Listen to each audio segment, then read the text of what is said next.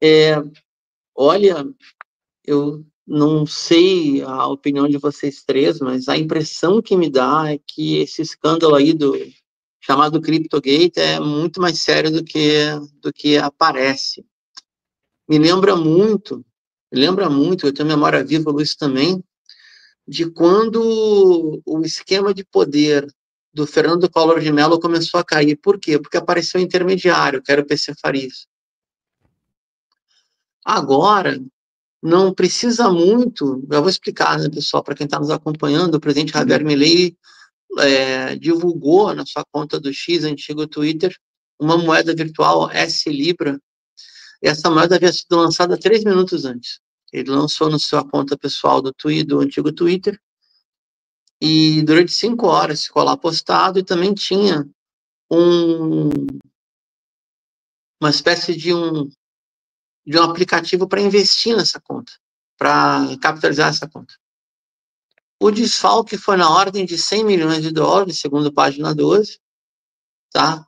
Tem os dois proprietários do código-fonte da moeda virtual, que, segundo eles, são até dois sino-americanos, não tem nada a ver com a história, e tem um curador da moeda que teria capturado o recurso, ou seja, o dono da conta, como se fosse uma conta bancária eletrônica. É um camarada chamado Harvey Davis, se não me engano. Isso. Esse cidadão aí teria dito que ele pagou.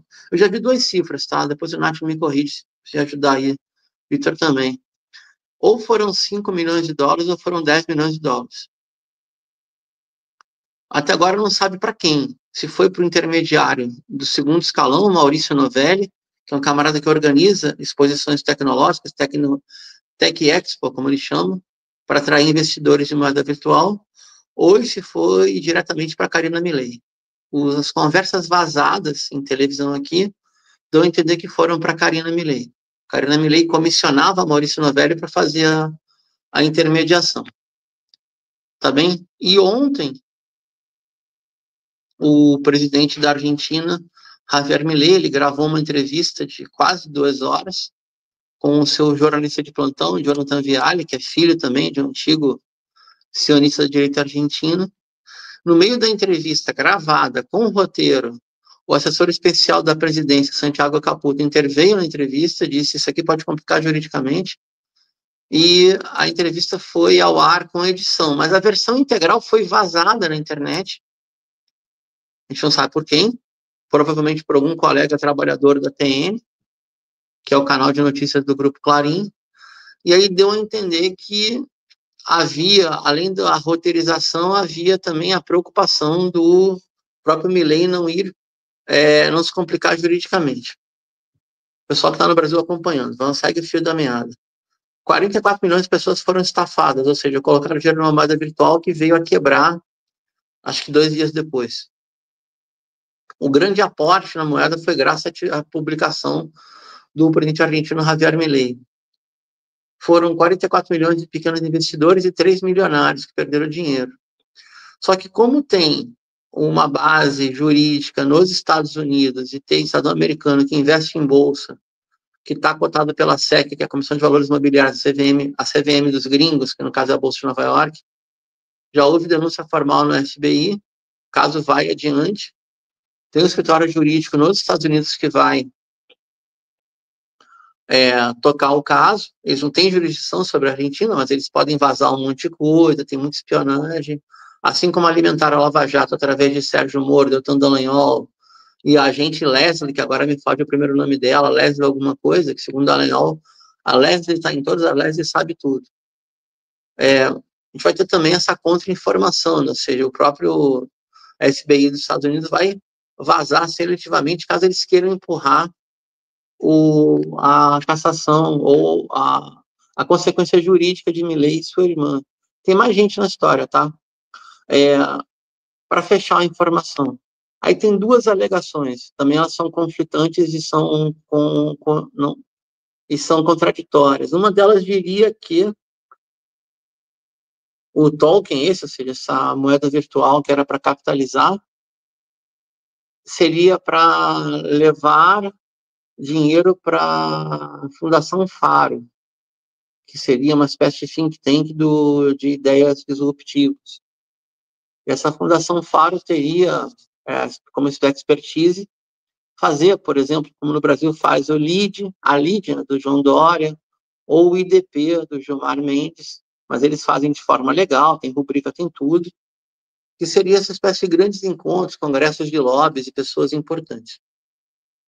Acontece que dois dos maiores financiadores da Faro, um deles é Eduardo Galperin, dono do Mercado Livre, que por si só, eu acredito que ele não passa por uma inspeção de inteligência financeira da UIF. Se sendo sincero, acho que não passa, não. E não correu não, Letícia. O melhor força dele pode ser preso. Ele vai quinta ainda. Está negociando a ida, vai quinta. Mas já vou voltar lá. E para fechar a informação, a outra seria, a moeda virtual seria para criar um fundo de investimento nas PYMEs, pequenas e médias empresas argentinas, que seria uma causa nobre. Milei disse que atuou como pessoa física, como se alguém fosse tão maluco de a ponto de entender que um presidente em exercício existe pessoa física. E agora as portas do inferno estão abertas, né? Não sei se vai ter impeachment, juízo político, mas vai ter investigação no Congresso, possivelmente com apoio do chefe do PRO, que é o Maurício Macri. Enfim, o que eu escutei ao longo desses últimos 3 dias? É uma piada muito argentina isso, né? Como pode ter uma estafa sem os Macri participarem, Maurício e Jorge? Por isso a revolta dos primos, né? Lavagem de dinheiro, estafa sem Macri, ele vai reclamar, obviamente. Se tivesse convidado para farra, mordesse um pedaço desse montante aí, nenhum problema haveria. Esse é o resumo, Luiz. Sei que os companheiros são mais informados, né? Esse é o resumo, Luiz, e quem está nos acompanhando, do escândalo que vem desde sábado, se eu não me equivoco. O escândalo anterior era a queima do Bolson, que fica na Patagônia, e segundo a gente escutou de pessoal aí dos direitos, gente que opera com direitos humanos há muito tempo, né? Eu até vi em Rosário semana passada, uma veterana de direitos humanos dizendo que não é incomum a presença de soldados israelenses no sul do país. Então, possivelmente, o incêndio foi criminoso e teria tido uma antecipação, uma venda de lotes recuperados a partir de famílias potentosas, né? Seria fala português aqui. Teria sido negociado no shopping Pátio Burrit já a revenda dos lotes depois que eles forem incorporados, ou seja, uma reserva ecológica foi incendiada, possivelmente por soldados sionistas. Não por acaso, o maior investidor do país imobiliário, Eduardo Elstein, que bancou a campanha do Milei, teria interesse imobiliário na região. E aí depois a notícia sumiu diante da presepada do Javier Milei. Esse é o resumão, tá, Luiz? Resumo do resumo, tá? As portas do inferno estão abertas. Agora se discute se Karina levou 5 ou levou 10, se quem levou foi Javier Milei, se tem diferença de Javier para Karina, e qual é o papel do segundo intermediário, tal do Maurício Novelli, que é o argentino que organiza a agenda. Foi vazada a conversação do Harvey Davis, que é esse curador da moeda, o cara que tem 100 milhões de dólares, falou que o dinheiro está guardado, e ele já vazou do próprio WhatsApp dele, dizendo que para conseguir a agenda com o presidente só passando pela irmã. E custa caro. Mas também pode ser notícia plantada. Agora vai chover serviço de inteligência, espionagem paralela, carpetaço, que é relatório em cima do... Agora sim, agora a coisa não para. É o que aparenta. Não sei a opinião dos companheiros e dos colegas. Fique à vontade, gente. Eu queria fazer uma pergunta para o Nacho, agora que a gente já tem um contexto. Nacho, o Milei é um outsider, ele não é alguém do círculo de poder. Você que entende mais da política argentina, seria o momento da direita argentina dar um golpe no Milei e assumir a presidência pelos próximos 3 anos e meio?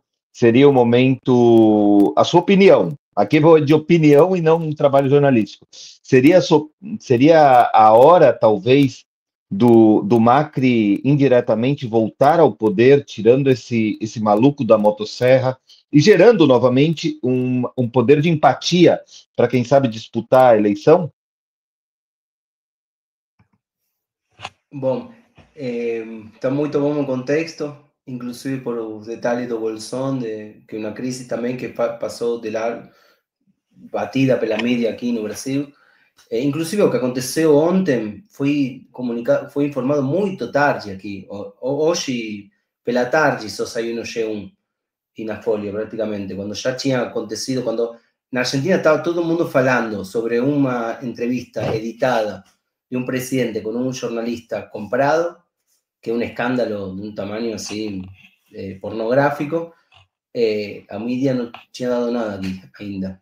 No sé, me pareció extraño, porque en geral cuando Milei, a cualquier exabrupto, cualquier excentricidade do Milei é um escândalo toda hora, como acontece com Trump, né? Mas quando pega o bicho para valer, demora a coisa, né?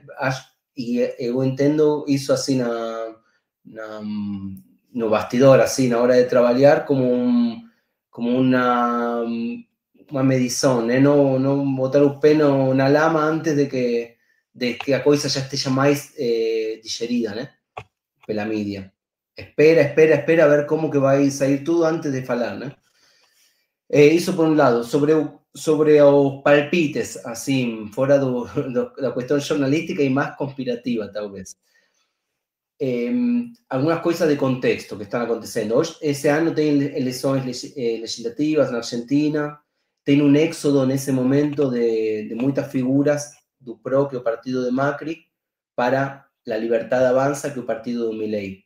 E isso está incomodando a Macri porque se está dando uma situação parecida com o PSDB, talvez, do Brasil, no PRO, né? Que está se desarticulando a direita tradicional, que não é tão tradicional na Argentina, o PRO, que nem o PSDB, mas está se desmontando todo esse projeto e está partindo para a extrema direita. Se tivéssemos que falar que essa entrevista foi que apareceu sem edição na internet pelo canal que responde ao Clarim, foi casualidade? Bom, tudo bem, mas essa casualidade desse tamanho, né? Um erro no canal, botando entrevista e botando fogo no Milei, assim, um canal desse tamanho, não seria, não sei, seria um milagre, seria, praticamente. Então, eu acho que pode vir por esse lado, pode ter a ver com esse éxodo. Tem outro fato recente que também é os aranceles sobre o aço na Argentina, que nem o Brasil, né, por Trump, que o Trump já tinha colocado aranceles sobre o aço no Brasil em outro período, durante o governo de Bolsonaro, e fez isso com Milei na Argentina. Só que na Argentina tem um grupo muito poderoso que chama Techin, que é uma empreiteira que tem muito poder dentro do Clarim também. Então, pode ser outra figura, outro fator aí de descontento com Milei. E um terceiro fator que eu acho que existe é o agronegócio, que por causa da convertibilidade, com a paridade, quase paridade entre o peso e o dólar, perdeu competitividade nos últimos meses, para a soja brasileira, por exemplo, e está com uma puja e uma disputa com Milei, né, para obter mais benefícios. Pode ser que esses setores estejam pressionando. Para mim é muita casualidade que tenha acontecido o escândalo da criptomoeda, que eu não entendo, eu penso que o Milei realmente, será que o Milei quis fazer, não sei se o Milei, não entendo o que aconteceu, ou pode ser me parece esquisito um cara que seja economista cair numa situação como essa, né, e que está mexe tanto com toda essa galera do Bitcoin e demais, desse mundo, né? Desse universo. Me parece esquisito que ele tenha caído em algo assim, mas também me parece muito esquisito que ele tenha feito essa aposta pensando no risco político que depois poderia, o impacto político que poderia ter a notícia, né? Então não consigo ainda definir essa parte, mas se aconteceu isso no dia seguinte, como pode ser que no Clarim, que é o principal canal, filtrem uma entrevista e botem fogo na Casa Rosada, assim, desse jeito? Então, na minha perspectiva conspirativa, acho que as chances de que isso tenha sido casual são, assim, mínimas também, né? Não, acho muito esquisito. Mas tem outros fatores, então, que como mencionava, 2 ou 3 fatores que podem ter sido uma disputa interna. Pode acontecer que o Macri esteja por trás, é provável. Toda hora, Macri é um ator hoje na Argentina, como foi Uribe na Colômbia, que sem jogar, continua jogando, como é o Temer no Brasil, como é o Kassab, né? Vamos isso. Muito bom. Só para o pessoal, de repente, a gente pode aprofundar só um pouquinho, gente. Isso que o Nacho falou seria mais ou menos, fazendo uma analogia com o Brasil, do governo Bolsonaro tomar uma bola nas costas da CNN, no auge do governo Bolsonaro. Tá bem? Mais ou menos essa correlação, tá? Porque o La Nación Mais, ele tem capitais, tem uma percentual de ações do próprio Maurício Macri. É um dos canais. O outro canal importante que apoia o governo é o Grupo América, do qual o próprio Javier Milei foi o ex-economista-chefe. Pertence à família Ornequian, de origem armênia, e tem um canal de notícias que não é tão forte, o A24, e um canal generalista que é forte, que é a América TV. A TV generalista não está na luta política diretamente, que seria a Telefé, por exemplo, ou está reforçando a banalidade sempre. Mas esses três canais são pró-governo, a Nación Más, TN e A24. Fica bombardeando de notícias o dia inteiro. Tomar uma bola nas costas dessa, ou foi rebelião do mundo do trabalho, que eu não acredito, porque ele foi postado na íntegra na conta do TN, não foi o vazamento, como se deu em 94, naquela entrevista clássica de Carlos Monforte com seu primo Rubens C. Cooper, que pegaram o off e jogaram na parabólica, que foi gravado e foi reproduzido. Luiz lembra bem, né, Luiz? Que ele dizia, né, eu estou o dia inteiro na TV falando do real para FHC ser eleito. E aí ele perdeu o posto dele e assumiu o então tucano Ciro Gomes, foi em 94. Se não foi uma rebelião de algum colega jornalista da produção do TN, então, aqueles que dirigem o canal, que tem vinculação com esses capitais que o Nath comentou, pode estar querendo demonstrar. A Globo é craque em fazer isso. Olha, eu faço a maré subir e a maré descer. Eu coloco e tiro, né?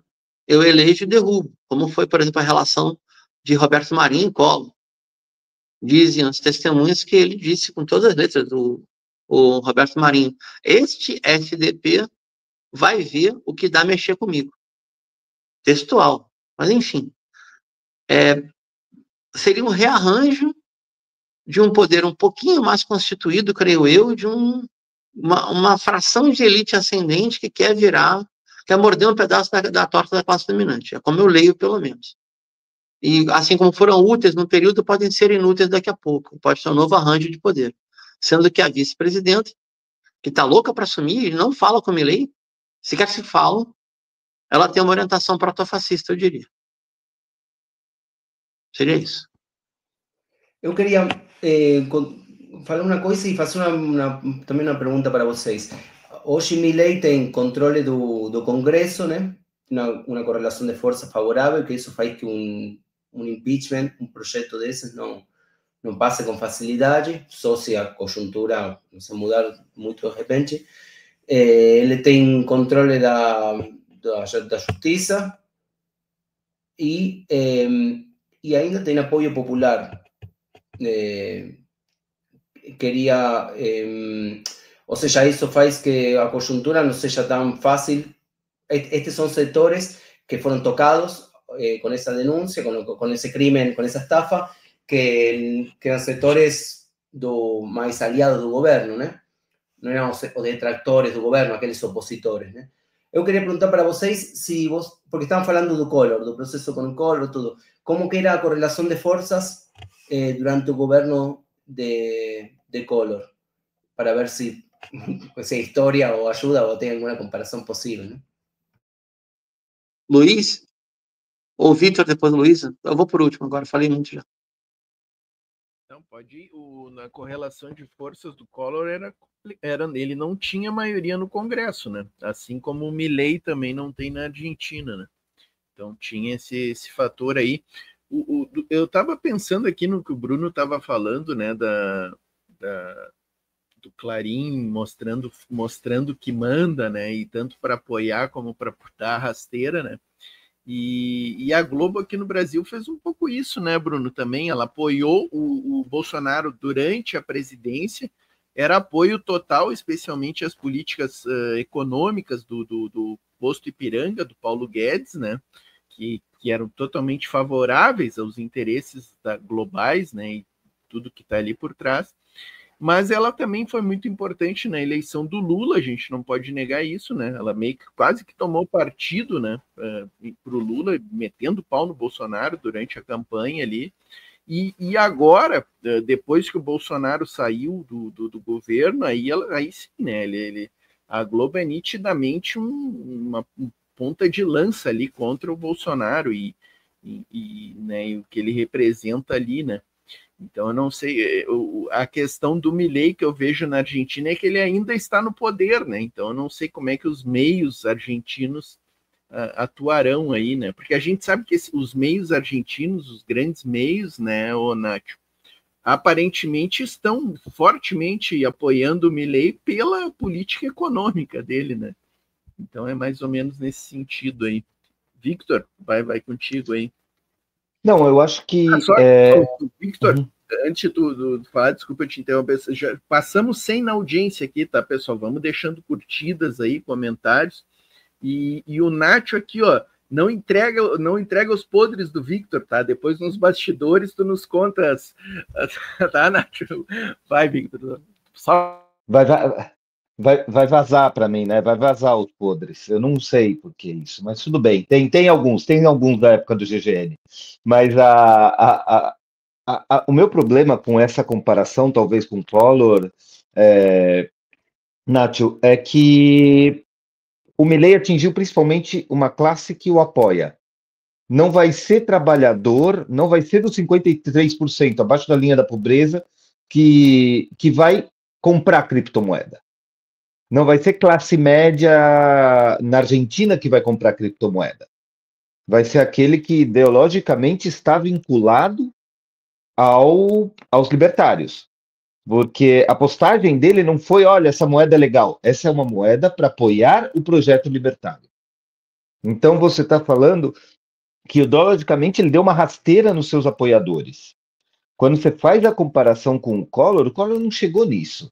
O Collor, por exemplo, ele fez congelou a poupança dos brasileiros, mas os empresários já sabiam disso semanas antes. A Zélia, a ministra de Economia, então, já tinha avisado com tempo antes para quem tinha dinheiro de verdade poder se proteger. Talvez a comparação, Nacho, talvez seria injusta. O que me preocupa não é o vazamento daquele pedaço da entrevista editada, até porque eu trabalho no governo há muito tempo, e eu sei que às vezes você combina as perguntas, às vezes você faz esse acordo prévio antes de responder, antes de chegar na entrevista. Mas existem momentos nos quais o jornalismo argentino ele toma parte.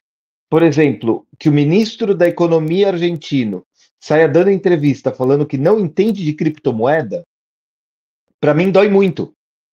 Porque ele sai falando que ele não entende desse mercado, e para mim foi quase um me quero ir, mas quase um eu quero ir embora de uma entrevista.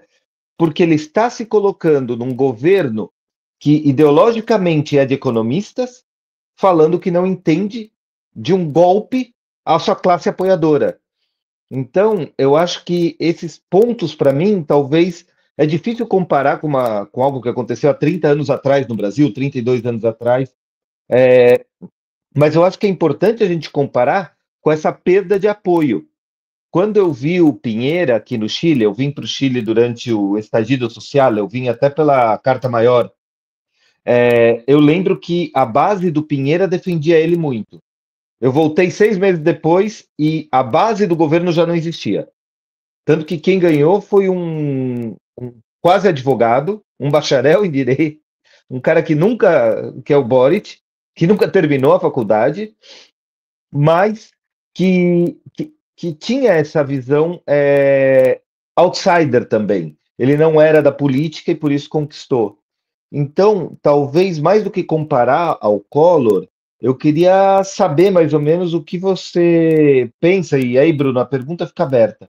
Esse golpe na sua base e essa defesa mal feita, que né, não é só a pessoa física, mas você ter um ministro de economia que fala, eu não entendo desse mercado, é irreal, principalmente que, bom, talvez o pessoal não esteja acostumado, eu trabalhei muito com assessoria de fintech, eu sei que a Argentina tem um mundo de comércio eletrônico muito forte. Aquela história do Pix do Brasil, na Argentina passou, ó, faz tempo que na Argentina ninguém usa cartão. Então, é esse tipo de realidade. Nath, você que tem mais visão da Argentina e talvez também o Bruno que tem uma visão outsider da Argentina, vocês puderem trazer esse comentário. Hay una, o que vos estás hablando es interesante, yo creo que en un aspecto ideológico para ese sector es ese núcleo duro de Milei, de ese inframundo das moedas virtuais, mas minha pergunta é assim, de aqui para frente, não para o futuro, que acho que isso pode ser um fator de desestabilização para Milei, que tem a ver com os mercados, com o risco país e demais. O Milei hoje precisa para, depois dessa pseudo-convertibilidade, essa paridade peso-dólar e real que vai cair numa hora porque vai explodir, ele precisa investimentos. Ya, precisa investimento para pagar para o fondo, para o FMI.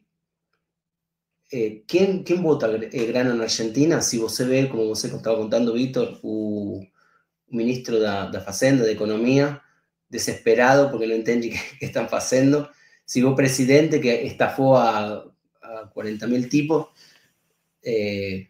e tirou e fez uma estafa gigante, quem se anima a fazer um investimento na Argentina depois disso?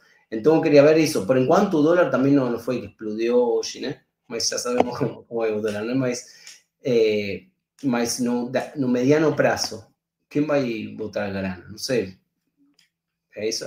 Para mim, isso vai definir muito sobre a capacidade do Milei de continuar no poder, né? Agora, a saída do Milei, como bem falavam também, não sei, a vice do Milei é a mesma situação. Então, uma coisa que eu pensava muito hoje era que desgraça, né? Quando os caras entram no poder, votam de vice uma pior do que ele. Quando a esquerda, o progressismo, a social-democracia entra no poder, tem que votar um cara também sinistro da direita, né? É o máximo que a gente atinge, né? Mas bom, essa é outra história. Perdão, Bruno. Então, não, obrigado. Eu acho que essa agenda aí, ela, claro que o movimento político ele é de longa duração, né? Ele tem como se fosse tal da placa tectônica, né? O Vitor foi muito feliz, o Milei estafou, ou seja, deu um golpe na própria base dele, a base direta. Se eu não perdi a conta, até o escândalo da criptomoeda, 126 aliados haviam sido defenestrados pelo Milei ou por Karina Milei, ou seja, seu grupo original está sendo, na luta política intestina interna, ou tu cria você faz um seguidismo, né, 100% de fidelidade, lealdade e obediência, ou a irmã te expulsa. Nessa brincadeira, expulsaram o Ramiro Amarra, que era o ex-candidato ao governo da capital, cujo pai é um doleiro, lavador de dinheiro de Cueva, né, de doleiro que trabalha em todos os níveis, e que havia sido o grande financiador do Milei na capital federal. Então, tipo, o nível da prepotência é muito grande, ao ponto de expulsar alguém cujo pai financiou o projeto político. Esse é um elemento. Então, a gente sabe, a gente viu isso com o Bolsonaro também, que quando tem um núcleo duro de poder, então, um aparato de comunicação, como esses trolls, como o tal da milícia digital que a gente fala no Brasil, você pode expulsar todo mundo que parece que não aconteceu nada. Porque todos os defenestrados por Bolsonaro, se viessem a falar diante da justiça, ele teria caído.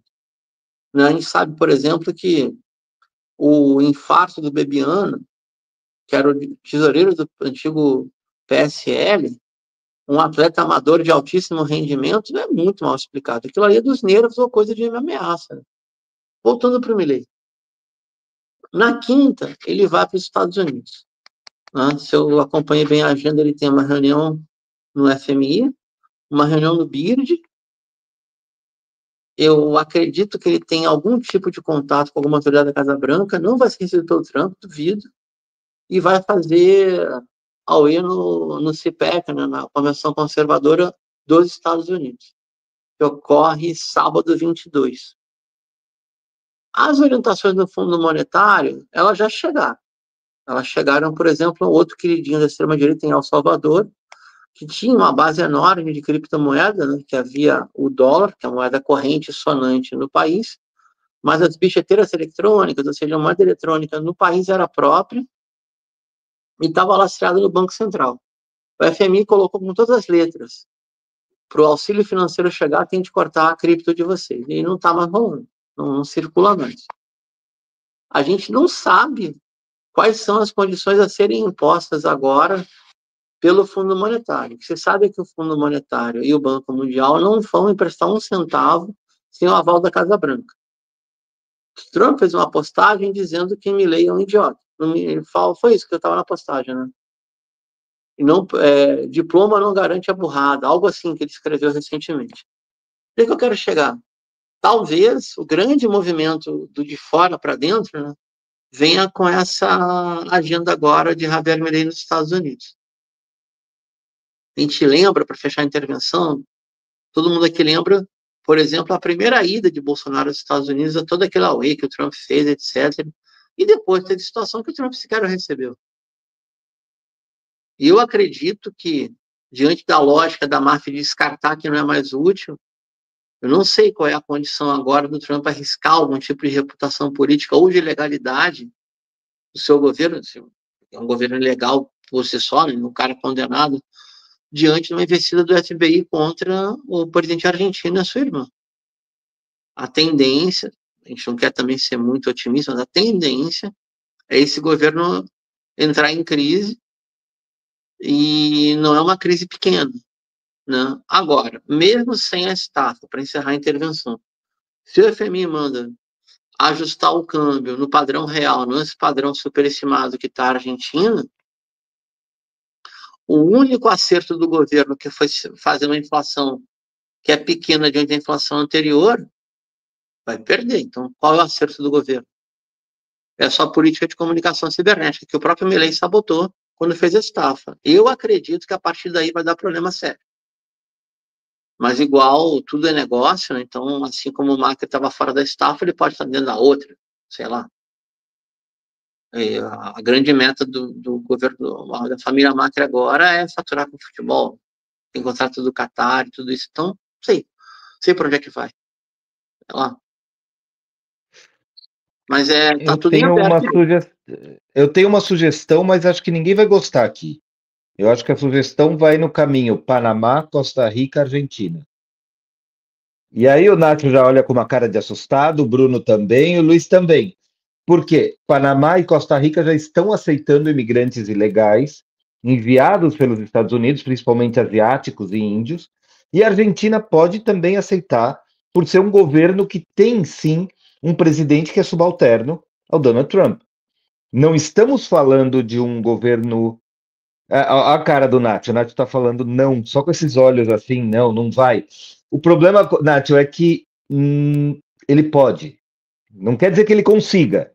Ele pode aceitar como presidente e não conseguir efetuar. Eu acredito que o maior perigo para a América Latina, por exemplo, pode ser uma viagem do Marco Rubio para a Argentina. Como é que você reage, por exemplo, com o Marco Rubio que chega na Argentina e fala: não tem problema, a gente constrói umas 3 prisões na Patagônia, tem espaço, e manda para aí os imigrantes ilegais. Não estou falando que é uma realidade, gente, por favor, isso é uma conjuntura. Mas não é uma conjuntura muito absurda quando você fala de um governo subalterno, quando você fala de um governo ao estilo Bolsonaro, como a gente viveu. Nacho, pode brigar comigo agora, por favor. Pelo amor de Deus. Não, eu pensei que você estava... Está bien, las prisões é uma possibilidade, tá? Não é tão... não é uma loucura. Mas pensei que você está falando de recibir deportados não para prisões, e a base de apoio de Milei uma base fascista também, entende? E a Argentina não é o fascismo, a Argentina não é o fascismo do Brasil, entende? Ser estrangeiro na Argentina é terrível, em geral, se não é italiano, né? Então, achava muito difícil a aceitação social da base do Milei, inclusive, especialmente, de receber deportados de outros países. Mas esse processo que você está falando, por outro lado, né? Esse processo de Panamá, não é Panamá nem Costa Rica, mas acho que as tragédias que a gente vê em vários países do Caribe, eu comecei a sentir na Argentina nas últimas vezes que eu fui, que não acostumava a ver, de violência, e acho que esse caos é um projeto político também. Então, inclusive a dolarização é outro projeto político pelo qual passa a Argentina também, que acontece em vários países, né? Então, acho que tem um pouco disso. Mas não sei, a visita do Marco Rubio, não sei como pode funcionar. Acho que a possibilidade das cárceres, sim, vai ter uma oposição demais, e é uma possibilidade, realmente, não tinha pensado nisso, mas uma possibilidade de receber deportados de outros países para ficarem na Argentina seria uma contradição com Milei, assim, de um tamanho que já não sei se seria aceitável para ele, né? E para sua base, para... Nacho, deixa eu aproveitar esse teu gancho aí para fazer uma pergunta. Tu falaste da base do Milei, né? A Letícia tinha perguntado antes aqui sobre o apoio do Milei, a Plantas Anda, né? E o Gabriel Oliveira colocando aqui, ó, quando o Victor disse que 53% dos mais pobres na Argentina, sua maioria, povo Milei, não compram criptomoeda, isso poderia mudar a popularidade. Você acha que se esse episódio da criptomoeda muda a popularidade do Milei, né? Que a gente sabe que ainda tem. Até na semana passada, Nath, a gente abordou aqui no Vozes da América aquelas declarações homofóbicas que ele deu lá em Davos, né? E até trouxemos uma pesquisa aqui que foi feita que diz que prejudicou um pouco a imagem dele no mundo virtual, no campo virtual, né? A gente trouxe uma pesquisa nesse sentido, mas o fato é que ele continua sendo aprovado. Como é que está isso aí, Nath? Conta para nós. É muito interessante a pergunta. Eu acho que inclusive é muito difícil de explicar todo o processo da moeda virtual, e isso dificulta também o desgaste do Milei na hora de explicar o que aconteceu. Para alguns não aconteceu nada, sei lá. É mais grave, nesse caso, talvez a entrevista, mas a entrevista também fica dentro da internet também, que outra dificuldade, né, de comunicação. Mas ele tem uma grande base de apoio, e acho que isso é parte do fenômeno, que o cara, isso é um grande problema, né? Como um cara que fez um ajuste desse tamanho num país. Eu fui em dezembro, eu nunca tinha visto tantas pessoas de classe média, inclusive, procurando lixo, comida no lixo, em Buenos Aires, que é a cidade de Paris de Sudamérica, né? E tem uma situação nos setores mais pobres da população que é terrível, né? Mas tem outros setores de classe média que estão fazendo o seu sonho, como aconteceu durante o menemismo, e são lembranças que ficam também, né? De consumo, que mantém no longo prazo uma imagem positiva, né? Mas vai explodir, e a situação é insustentável para a grande parte da população. Só que tem a questão de empatia que tem a população com o cara, né? Também, que é um fenômeno, que isso tem que assumir, um fenômeno que gera, num contexto de ajuste tremendo, ainda ter popularidade. Aí não sei como medir, mas isso tem um prazo, né? A fome tem um limite para todo, né? Acho que aí não, por mais engraçado que seja o cara, se estou passando fome, não, a coisa vai virando. Sim. Tem um dado, Nath, que saiu hoje. O consumo massivo na Argentina encolheu 10% já em relação a janeiro de 24. E a principal redução do consumo massivo foi no alimento. Ou seja, onde sempre, um país que produz alimento para 700 milhões de pessoas na cadeia do agro inteiro, tem 47 milhões de habitantes, e há uma redução visível da compra de alimentos. E aí, acredito eu que a contrapartida está tudo muito caro, mas a inflação está controlada. Se a inflação ficar descontrolada, porque vai ter menos ingresso de dólar, não vai dar para segurar esse câmbio fictício, pode ser que sim, a gente tenha uma situação bastante complicada. Nath, eu não sou argentino, obviamente, mas eu tenho memória física desde o governo Alfonsín. O que eu estou vendo aqui hoje, eu vim no governo Alberto 2 vezes. O que eu estou vendo aqui agora, e morei no governo durante o governo Alberto, me lembra o final do Menem II e o início de La Rue. Já me lembra isso. Mas tem uma diferença que eu queria perguntar para vocês como um todo, assim, em termos de ponto de vista teórico. Eu perguntei para vários companheiros aqui e confesso que a resposta não chegou a ter algo mais contundente. Quando se deu o Corralito, tivemos a insurreição popular de dezembro de 2021, tem um fator coincidente, o peronismo não estava no poder. Isso é bom. Para fazer uma insurreição na Argentina sem o peronismo é bom. A confusão que Menem gerou foi muito grande. Supostamente peronista, e fazendo um governo de 8 anos, literalmente imitando a política econômica da ditadura. Tá? Mas, enfim, não tinha uma estrutura peronista. Mas havia um novo sujeito social, que ele era fragmentado, multiplicado e incontrolável, que era o trabalhador desocupado e ganhou o apelido de piqueteiro. O governo só caiu, o sistema neoliberal só cai quando Buenos Aires entra em erupção. A gente sabe disso. Como aconteceu com Cacerolaço, Assembleia de Barra, etc. Mas havia esse sujeito social. O sujeito social hoje, piqueteiro, não é que ele não existe, ele existe. Ele está, creio eu, diminuindo e perdendo capacidade de incidir sobre a realidade argentina. Como é possível mudar uma correlação de força numa sociedade complexa sem um sujeito social novo ou um bloco de forças bem constituído? Porque de resto é mais do mesmo. A CTA briga, a CTA autônoma briga, a meia boca mais briga, a CGT não faz nada, como sempre. Fica esperando. Mas naquela época também esperava. Lorgordo, patoteiro, o de sempre. Mas havia uma linha de frente. Uma greve geral na Argentina, já vou te passar, só para lembrar, não era uma greve geral, era uma paralisação de meios de transporte. Não se andava no país 3 dias. Então, não tinha estrada liberada no país inteiro. Tinha mais gente mobilizada capaz de reprimir. Pelo menos reprimir publicamente, né? Enfim, eu fico na dúvida de como mudar uma correlação de força sem esse sujeito social. Não é que não possa voltar a existir ou existir. Eu ouvi gente dizendo, não, Bruno, você está equivocado. Hoje o trabalhador do serviço público é o aposentado, que é a primeira linha. Pode ser. Enfim, é mais para a gente debater mesmo. Olha, Bruno, eu vou tentar responder talvez com um dado estranho. A Argentina foi o único país que não teve um estallido social.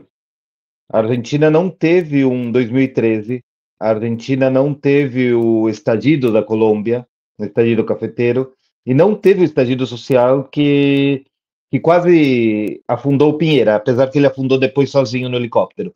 Mas não passou por esse processo de demandas sociais que levaram a um golpe de governabilidade. O Brasil passou por isso com a Dilma. Todo mundo lembra 2013. O Chile passou em 2019. A Colômbia passou e enfrentou com paramilitares. Eu lembro que fazer cobertura da Colômbia naquela época era terrível porque chegavam as motos e matavam manifestantes. Mas a Argentina não. A Argentina, por incrível que pareça, ela conseguiu fazer uma transição, não sei como, talvez aí seria mais o poder da Cristina de fazer essa transição, mas o Nath concordando, é uma beleza isso. Então, mas é chegar a isso, porque eu acredito que, bom, eu vivi 2013, eu vivi 2019, eu fiz a cobertura do estallido cafeteiro, eu lembro de fazer a cobertura do golpe no Correa, eu lembro de fazer uma cobertura em Honduras, todas elas tinham elementos que hoje em dia eu vejo na Argentina. E quais são? A perda de poder aquisitivo, a perda de poder econômico das grandes classes e um presidente que não é capaz de manter sua base política. E eu acredito que o Milei está perdendo muito a sua base política. Um dos exemplos, quando eu falo de poder das empresas, por exemplo, eu trabalho no Ministério da Agricultura aqui no Chile. A gente tem uma ferramenta de compra de trigo quando o trigo argentino vem muito barato. Esse ano a gente nem abriu, porque o trigo argentino veio tão caro, que o trigo chileno compraram todo antes de compensar comprar argentino. Isso é uma perda para o agronegócio argentino enorme.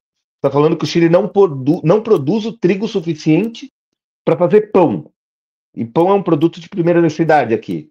E a Argentina foi o segundo mercado que eles foram. O primeiro foi o local. Então, eu acredito, assim, basicamente que está gerando um combustível suficiente para ter um estagido na Argentina. E aí o Nacho vai olhar para mim e quero ver o que ele fala. Porque, Nacho, você que conhece melhor até que eu morei lá como também. Só que minha época era Cristina e trabalhando para o Macri. Daí meu podre. Não, concordo com você no que você falou. O processo, acho que o processo, se você segue a lógica dos outros processos na América Latina, o estalido tivesse sido num segundo mandato do Macri, por exemplo. Mas teve aquela jogada da Cristina que foi de vice, colocou a Alberto Fernández, e aí o peronismo tem governabilidade e tem capacidade de evitar qualquer tipo de situação como essa, e foi se alastrando em português, né? Foi se alastrando, e acho que explodiu do pior jeito que podia explodir também, que foi colocando un cara que no, un outsider, que fez un ajuste, también promete que va a resolver a inflação, mas a população não tem o que comer. Então, não sei qual é a macroeconomia em toda essa história, se o cara não tem com quem encher o prato, né, na casa. E acho que explodiu do pior jeito, né? Mas, bom, são os processos, são as virtudes e os desencantos do peronismo também, acho, que fazem isso, né? Também. E no meio está a dívida que não é de Milei, que é de Macri, a dívida que tem na Argentina, né? Estamos falando todo o problema de Milei, mas é uma dívida do Macri, e Milei é uma consequência de todo esse processo, né? E, bom, é o que caiu aí na tragédia, né? Não, e no meio do caminho, né, em Nacho, Bruno e Victor, no meio do caminho, mais um governo progressista ruim também do Alberto Fernandes, né? Além de tudo, né? Temos que reconhecer, né? Mas, camaradas, aqui, ó, sinto muito alertar, mas já estouramos o tempo aqui. Tá. Eu me regozijando aqui, né? Estou aqui com 3 dos maiores jornalistas de América do Sul e América Latina. Tá? Então, podem ficar com inveja de mim aí, ó. Podem ficar com inveja de mim, que eu tô aqui com 3 caras aqui que, ó, meu, de dar inveja para muitos canais aí, né? Gostei muito de conhecer o Nacho aí, já deixar o convite para o Nacho retornar aqui em outras edições, né? Eu tinha algumas coisas que eu queria perguntar para o Nacho, mas não vai dar tempo, né? Inclusive, queria saber a visão do Nacho sobre Venezuela aí, que é um também tema queria falar sobre isso. Que eu gosto demais, né? Mas não, o Nacho vai voltar aqui, já fica intimado. Ó.